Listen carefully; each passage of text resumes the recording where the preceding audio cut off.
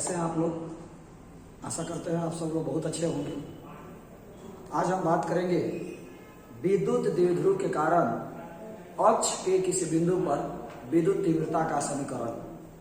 विद्युत द्विध्रुव के कारण अक्ष के किसी बिंदु पर विद्युत तीव्रता का समीकरण। पीछे के क्लास में भी थोड़ा बहुत हमने इस पर चर्चा की थी। विद्युत द्विध्रुव के कारण अक्ष के किसी बिंदु पर विद्युत तीव्रता का समीकरण क्या होगा, कैसे होगा? तो बहादुर, ये हमारा एक विद्युत द्विध्रुव है ए बी, जिसमें दो बराबर और विपरीत आवेश है -q और +q। इसका मध्य बिंदु O है। मध्य बिंदु से r दूरी पर अक्ष पर कोई बिंदु M है। मध्य बिंदु से r दूरी पर अक्ष पर कोई बिंदु M है, जहां हमें विद्युत तीव्रता का मान ज्ञात करना है। मध्य बिंदु से R है तो B से R - L हो जाएगा और A से R + L हो जाएगा। इसके बारे में हम चर्चा जो है पीछे के क्लास में कर चुके हैं। चित्र में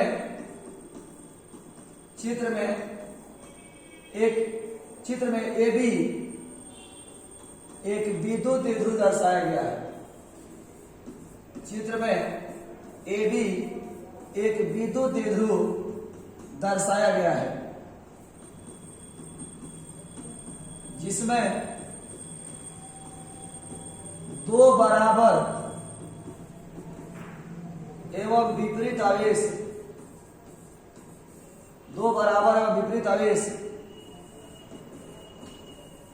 -q एवं +q बहुत कम दूरी 12 पर रखे गए हैं। दो बराबर और विपरीत आवेश -q और +q बहुत कम दूरी 12 पर रखे गए हैं। इसका मध्य बिंदु O है। इसका मध्य बिंदु O है। मध्य बिंदु से R दूरी पर, मध्य बिंदु से R दूरी पर अक्ष पर कोई बिंदु, मध्य बिंदु से R दूरी पर अक्ष पर कोई बिंदु M है, जहां विद्युत तीव्रता का मान ज्ञात करना है। मध्य बिंदु से R दूरी पर अक्ष पर कोई बिंदु M है, जहां विद्युत तीव्रता का मान ज्ञात करना है। ये जो लिखा हुआ है, इसका मतलब एकमात्र उद्देश्य यही होता है कि आपको पता चले कि चित्र में क्या क्या है, -q क्या है, +q क्या है, 12 क्या है, M क्या है, R क्या, सबका केवल परिचय कराया गया है इस लैंग्वेज के माध्यम से। चित्र में आप देख सकते हैं OM का मान R है, BM का मान R - L है और AM का मान R + L है। OM का मान R है, BM का मान R - L है और AM का मान R + L है। आप डायग्राम में देख सकते हैं। अब हमें कुल मिलाकर करना क्या है, तो इस द्विध्रुव के कारण M पर विद्युत तीव्रता निकालना है। इस द्विध्रुव के कारण M पर तीव्रता निकालना है।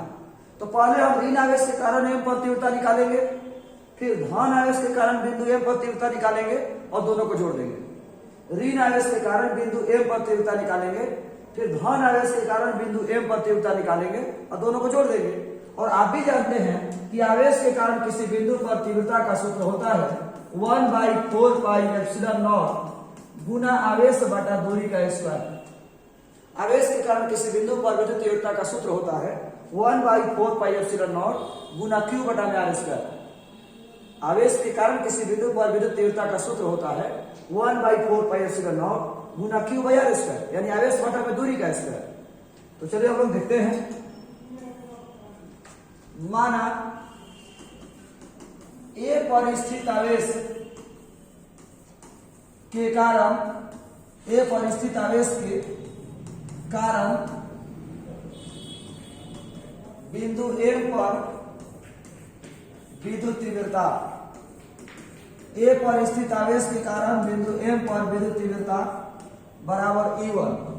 तो E1 बराबर 1/4πε0 गुना आवेश अब बाटा दूरी का स्क्वायर, गुना आवेश बटा दूरी का स्क्वायर।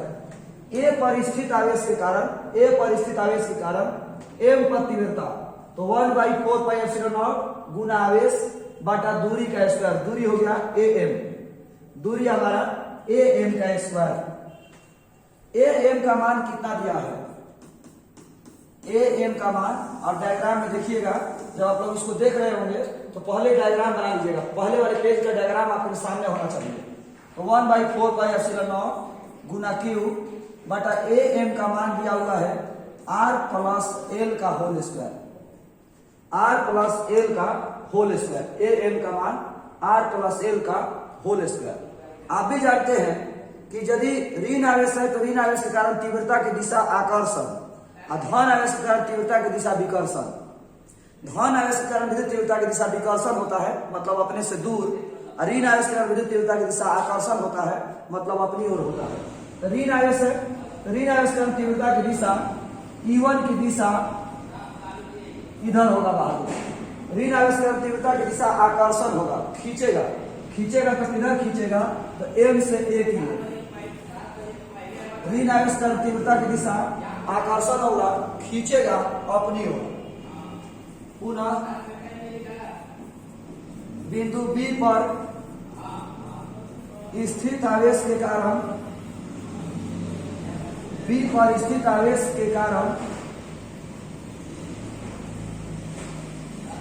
एम पर विद्युत तीव्रता, बी पर स्थित आवेश के कारण एम पर विद्युत तीव्रता बराबर E2। फिर वही बात, आवेश के कारण किसी बिंदु पर विद्युत तीव्रता का सूत्र होता है 1/4 पाई एप्सिलॉन नॉट गुना आवेश बटा दूरी का स्क्वायर। 1/4 पाई एप्सिलॉन नॉट गुना आवेश बटा दूरी का स्क्वायर। बी पर स्थित आवेश के कारण एम पर तीव्रता, बी पर स्थित आवेश के कारण एम पर तीव्रता, तो 1/4 पाई एप्सिलॉन नॉट गुना आवेश बटा दूरी का स्क्वायर bm। bm का मान कितना है, r माइनस एल। bm का मान कितना है, r माइनस एल।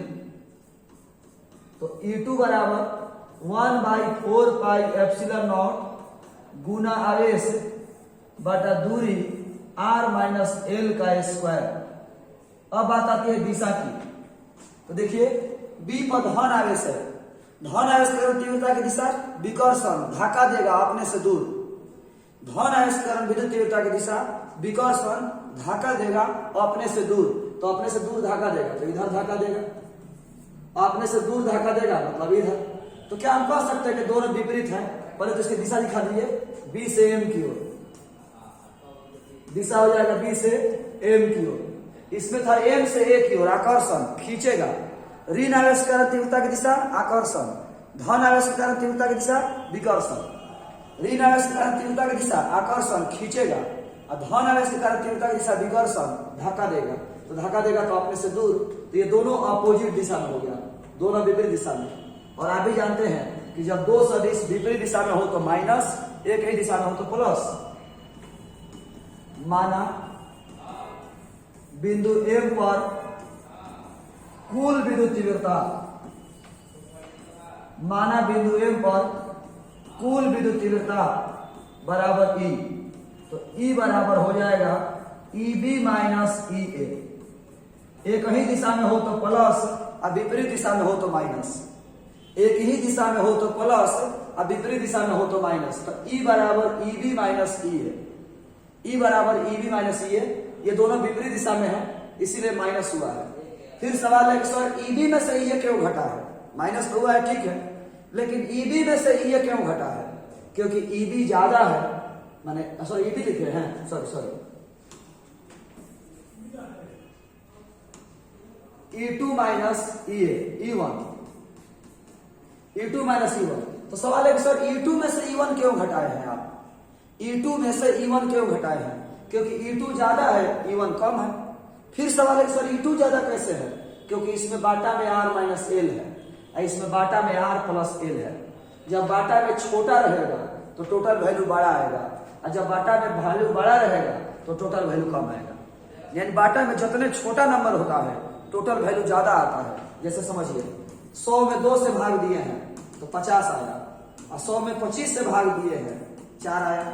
मतलब बाटा में छोटा रहेगा तो टोटल वैल्यू ज्यादा आएगा, और बाटा में बड़ा रहेगा तो टोटल वैल्यू कम आएगा। वही बात है, बाटा में छोटा वैल्यू हो तो टोटल वैल्यू कम आता है, और बाटा में बड़ा हो तो टोटल वैल्यू कम आता है।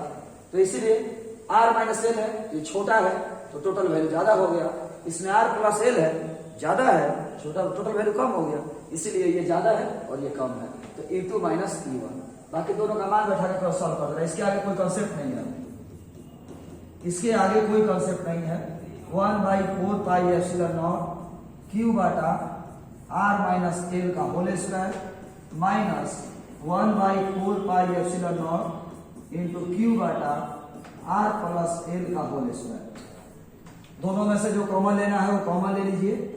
तो 1/4 पाई एप्सिलॉन नॉट गुना क्यू, जो कॉमन हो गया r माइनस एल का स्क्वायर माइनस 1 बाटा r प्लस एल का स्क्वायर।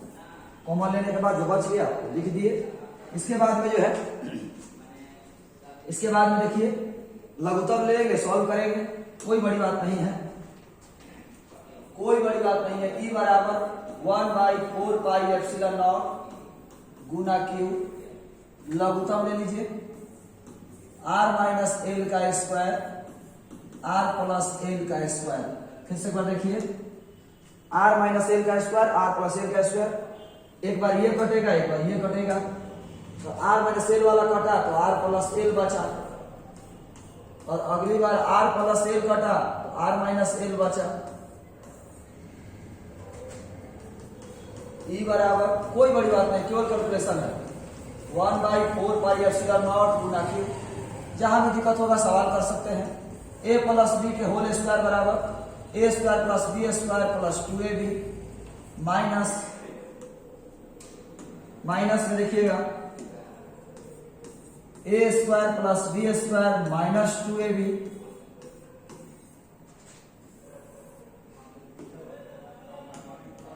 दोनों का अलग अलग स्क्वायर है, एक ही बार स्क्वायर कर दीजिए। दोनों का अलग अलग स्क्वायर है तो एक ही पर स्क्वायर कर दिए।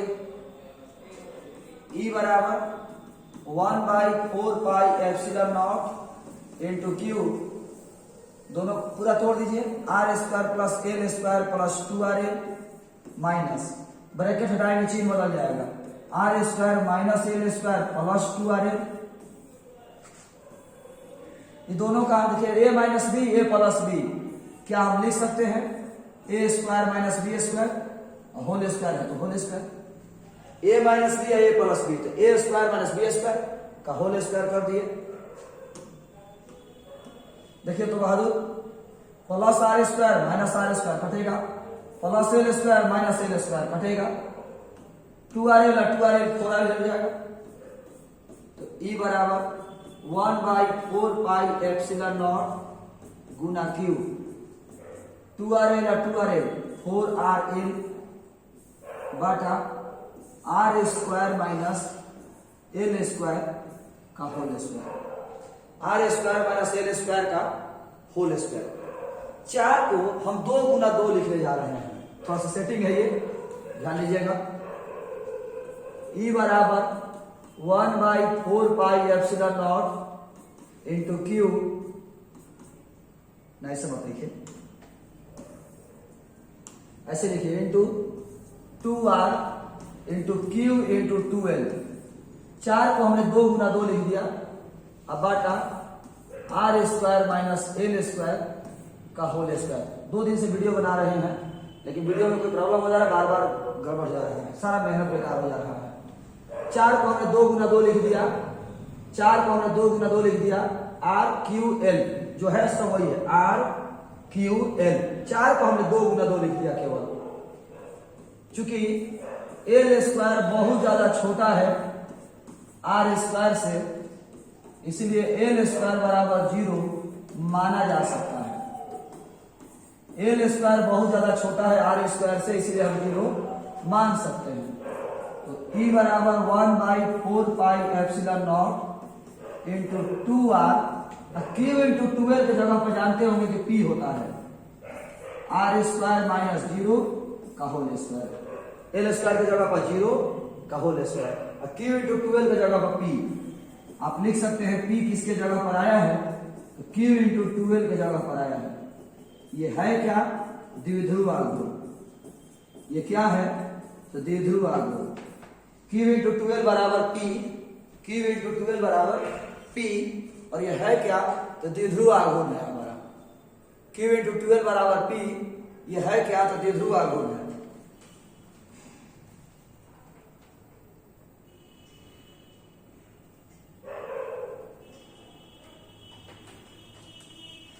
क्यू इंटू 12 की जगह पर पी, और पी है क्या, तो द्विध्रुव आघूर्ण है हमारा। तो आर स्क्वायर का होल स्क्वायर करेंगे तो आर के पावर 4 हो जाएगा। चलिए देखिए, तो ये आपका हो गया ई बराबर 1/4 pi epsilon not into 2r into P बटा आर के पावर 4। देखिए तो बहादुर, ऊपर में 1 बार है, नीचे में 4 बार है, तो क्या एगो कटेगा, जरूर कटेगा। तो ये आपका हो गया ई बराबर 1/4 pi epsilon not into 2p बटा R cube. 1/4 pi epsilon not into 2p बटा आर क्यूब। समीकरण 3, विद्युत द्विध्रुव के कारण, विद्युत द्विध्रुव के कारण,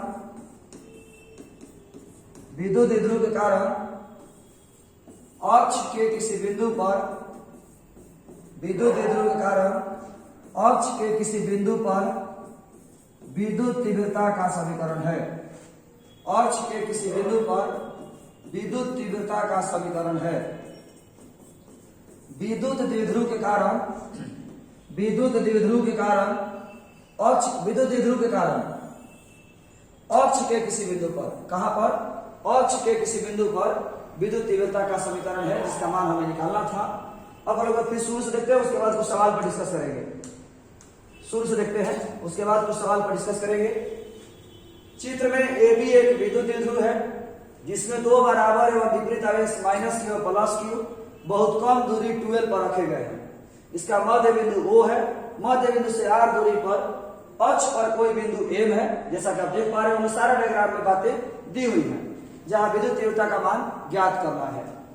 OM बराबर R, OM का मान कितना है, तो R, BM बराबर R माइनस L, और AM बराबर R प्लस L। हम ऋण आवेश के कारण बिंदु M पर तीव्रता निकालेंगे, फिर धन आवेश के कारण बिंदु M पर तीव्रता निकालेंगे। ऋण आवेश के कारण तीव्रता की दिशा आकर्षण होगा, खींचेगा। धन आवेश के कारण तीव्रता विकर्षण होगा, धक्का देगा। तो ऋण आवेश के कारण तीव्रता की दिशा M से A की ओर, धन आवेश के कारण तीव्रता की दिशा B से M की ओर धक्का देगा। ऋण आवेश के कारण आकर्षण होगा तो M से A की ओर, और धन आवेश के कारण तीव्रता की दिशा विकर्षण धक्का देगा अपने से दूर, मतलब B से M की ओर। ये आपको ध्यान में रखना होगा। अब बहादुर, ऋण आवेश के कारण बिंदु M पर तीव्रता निकालेंगे। आवेश के कारण किसी बिंदु पर तीव्रता का सूत्र होता है 1/4 पाई एप्सिलॉन नॉट गुना आवेश बटा दूरी का स्क्वायर। तो आवेश हो गया Q और दूरी हो गया R प्लस L। दिशा हो गया M से A की ओर। आवेश हो गया Q, दूरी हो गया R प्लस L, और दिशा हो गया M से A की ओर। धन आवेश के कारण तीव्रता निकालेंगे तो आवेश हो गया Q और दूरी हो गया BM, और दिशा हो गया B से M की ओर धक्का दिया अपने से दूर। तो हमारा हुआ ये E1 की दिशा जो आप देख पा रहे होंगे, M से A है, और BM की दिशा यानी E2 की दिशा B से M की ओर, मतलब उधर है। दोनों अपोजिट डायरेक्शन में, विपरीत दिशा में है। तो एक ही दिशा में होता है तो प्लस, और विपरीत दिशा में होता है तो माइनस। जब दो सदिश एक ही दिशा में हो तो प्लस, और विपरीत दिशा में हो तो माइनस होता है, इसलिए वहां माइनस हुआ है।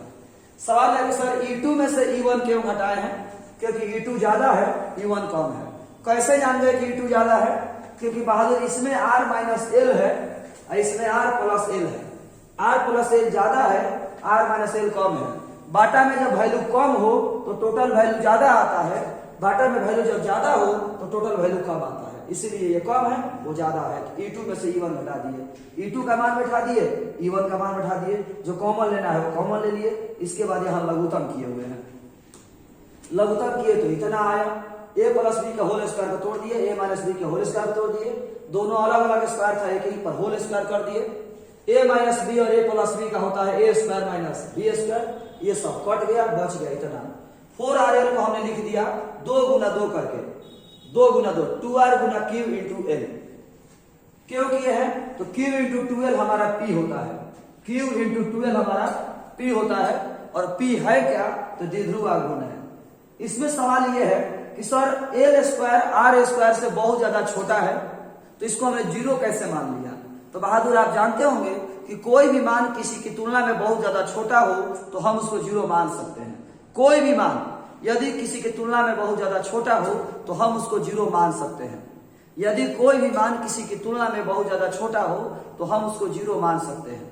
जैसे कि आप जानते होंगे, मान लीजिए किसी दुकान पर, किराना दुकान पर आप सामान खरीदते हैं, 10,000 का सामान खरीदते हैं और आपके पास 5 रुपया कम है, तो भी दुकानदार आप पर उधारी नहीं लगाएगा, वो 5 रुपया छोड़ देगा आपको। क्यों छोड़ दिया? क्योंकि 10,000 की तुलना में 5 रुपया बहुत है, कम है। नागरमल वाला एगो टी शर्ट पे एगो फ्री दे देता है, इसलिए क्योंकि एगो टी शर्ट पर उसको इतना ज्यादा फायदा हो गया कि आपको एक और टी शर्ट फ्री उस पर दे सकता है।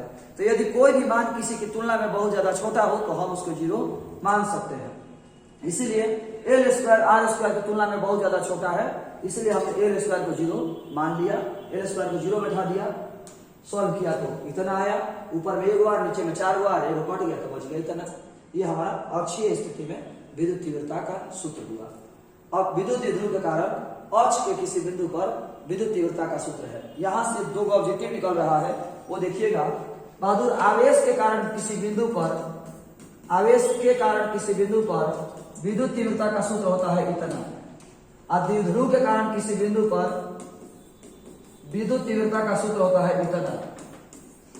तो क्या हम कह सकते हैं कि आवेश के कारण जो तीव्रता है वो दूरी के वर्ग के व्युत्क्रमानुपाती है, दूरी के वर्ग के व्युत्क्रमानुपाती है।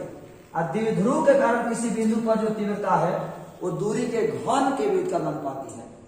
आवेश के कारण जो किसी बिंदु पर विद्युत तीव्रता है वो दूरी के वर्ग के व्युत्क्रमानुपाती है, और द्विध्रुव के कारण किसी बिंदु पर जो विद्युत तीव्रता है वो दूरी के घन के व्युत्क्रमानुपाती है, मतलब आर के क्यू के व्युत्क्रमानुपाती है। तो एक ऑब्जेक्टिव यहां से हम लिखने जा रहे हैं, वो ध्यान दीजिएगा, ध्यान दीजिएगा सब लोग नोट में। आवेश के कारण किसी बिंदु पर विद्युत तीव्रता, आवेश के कारण किसी बिंदु पर विद्युत तीव्रता दूरी के वर्ग के, आवेश के कारण किसी बिंदु पर विद्युत तीव्रता दूरी के वर्ग के व्युत्क्रमानुपाती होता है, दूरी के वर्ग के व्युत्क्रमानुपाती होता है। जबकि द्विध्रुव के कारण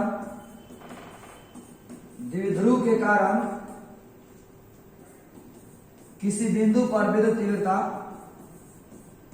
द्विध्रुव के कारण किसी बिंदु पर विद्युत तीव्रता, द्विध्रुव के कारण किसी बिंदु पर विद्युत तीव्रता दूरी के घन के व्युत्क्रमानुपाती होता है।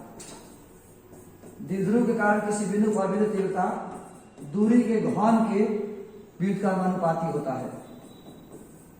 आवेश के कारण किसी बिंदु पर विद्युत तीव्रता दूरी के वर्ग के व्युत्क्रमानुपाती है, और द्विध्रुव के कारण किसी बिंदु पर विद्युत तीव्रता दूरी के घन के व्युत्क्रमानुपाती है। अब थोड़ा सा दिशा के बारे में समझ लेते हैं कि इसकी दिशा किधर होगी, दिशा किधर होगी थोड़ा समझते हैं हम लोग। यहाँ पर E2 में से E1 घटाए हैं, थोड़ा समझिएगा तो ऑब्जेक्टिव में। इधर बल लगा 10 न्यूटन, इधर बल लगा 4 न्यूटन, तो क्या हम कह सकते हैं कि इस बिंदु पर लगने वाला परिणामी बल 6 न्यूटन है। 10 न्यूटन उधर और 4 न्यूटन इधर, तो यहाँ पर कुल बल कितना हुआ 6 न्यूटन, 10 - 4। जो 6 न्यूटन होगा वो किधर होगा, 6 न्यूटन जो आया है वो 10 - 4 से आया है, तो 6 न्यूटन किधर होगा 10 न्यूटन की ओर। मान लीजिए कोई आदमी 10 न्यूटन से खींच रहा है और हम 4 न्यूटन से खींच रहे हैं, तो स्वाभाविक सी बात है वो 6 न्यूटन से खींचाएगा किधर, तो 10 न्यूटन की तरफ। मतलब परिणामी की जो दिशा होती है वो अधिक वाले की ओर होती है। तो परिणामी की जो दिशा होगी वो E2 की ओर होगी। परिणामी की दिशा किधर होगी? E2 की ओर। और E2 की दिशा किधर है? तो B से M की ओर। परिणामी की जो दिशा होगी वो E2 की ओर होगी और E2 की दिशा किधर है? तो B से M की ओर। B से M की ओर मतलब इधर। B से M मतलब इधर मतलब माइनस से प्लस की ओर। यानी विद्युत द्विध्रुव के कारण, ध्यान दीजिएगा नोट नंबर 2 में ध्यान दीजिएगा, विद्युत द्विध्रुव के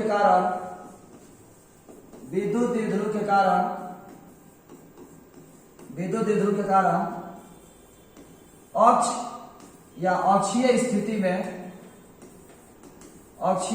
में विद्युत तीव्रता की दिशा, विद्युत द्विध्रुव के कारण अक्षीय स्थिति में विद्युत तीव्रता की दिशा ऋण आवेश से धनावेश की ओर, अर्थात बहादुर शायद आप जानते होंगे द्विध्रुव आघूर्ण की दिशा होती है ऋण आवेश से धन आवेश की ओर। द्विध्रुव आघूर्ण की दिशा होती है ऋण आवेश से धन आवेश की ओर, और यहाँ विद्युत तीव्रता की दिशा भी है ऋण आवेश से धन आवेश की ओर। तो हम कह सकते हैं कि अर्थात द्विध्रुव आघूर्ण की ओर होती है, अर्थात द्विध्रुव आघूर्ण की ओर होती है। विद्युत तीव्रता की दिशा है ऋण आवेश से धन आवेश की ओर, और द्विध्रुव आघूर्ण की भी दिशा है ऋण आवेश से धन आवेश की ओर। विद्युत तीव्रता की दिशा है ऋण आवेश से धन आवेश की ओर, और द्विध्रुव आघूर्ण की भी दिशा है ऋण आवेश से धन आवेश की ओर। तो हम कह सकते हैं कि विद्युत तीव्रता की दिशा द्विध्रुव आघूर्ण की ओर होती है। ये आपको ध्यान में रखना। थोड़ा सा फिर समझते हैं। यहां पर बल लगा 10 न्यूटन इधर और 4 न्यूटन इधर, तो परिणामी कितना होगा? तो 6 न्यूटन, प्लस माइनस 4 बराबर 6 न्यूटन। और जो परिणामी की दिशा होगी वो अधिक वाले की तरफ होती है। मान लीजिए किसी को हम खींच रहा है 10 न्यूटन से और कोई दूसरा खींच रहा है 4 न्यूटन से, तो कोई हम खींचा जाएगा 10 न्यूटन की ओर, लेकिन कितना न्यूटन से खिंचाएगा? तो 6 न्यूटन से। यानी परिणामी की दिशा अधिक वाले की तरफ होती है, जिधर अधिक वाला होता है उधर ही होता है। तो यहाँ पर E2 माइनस E1 है, E2 माइनस E1, तो E2 वाला ज्यादा है, E1 वाला कम है, इसलिए E की दिशा E2 की ओर होगी। और E2 की दिशा है किधर? तो BM की ओर। BM मतलब B से M, मतलब मतलब ऋण आवेश से धन आवेश की ओर। तो यहाँ विद्युत तीव्रता की दिशा हो गई ऋण आवेश से धन आवेश की ओर। विद्युत तीव्रता की दिशा हो गई ऋण आवेश से धन आवेश की ओर। और द्विध्रुव आघूर्ण की भी दिशा होती है ऋण आवेश से धन आवेश की ओर। द्विध्रुव आघूर्ण की भी दिशा होती है ऋण आवेश से धन आवेश की ओर। और विद्युत तीव्रता की भी दिशा होती है ऋण आवेश से धन आवेश की ओर। इसीलिए हम कह सकते हैं कि विद्युत तीव्रता की दिशा द्विध्रुव आघूर्ण की ओर होती है। ये आपका एक बेहतरीन ऑब्जेक्टिव हो गया। आवेश के कारण किसी बिंदु पर विद्युत तीव्रता दूरी के वर्ग के व्युत्क्रमानुपाती है, और द्विध्रुव के कारण किसी बिंदु पर विद्युत तीव्रता दूरी के घन के व्युत्क्रमानुपाती है। आप चाहें तो स्क्रीनशॉट ले सकते हैं, स्क्रीनशॉट ले लीजिए, ये आप स्क्रीनशॉट ले सकते हैं, स्क्रीनशॉट इसका ले लीजिए। ऐसे हम इसका PDF आपको डाल देंगे या फोटो खींच करके भी हम आपको डाल देंगे।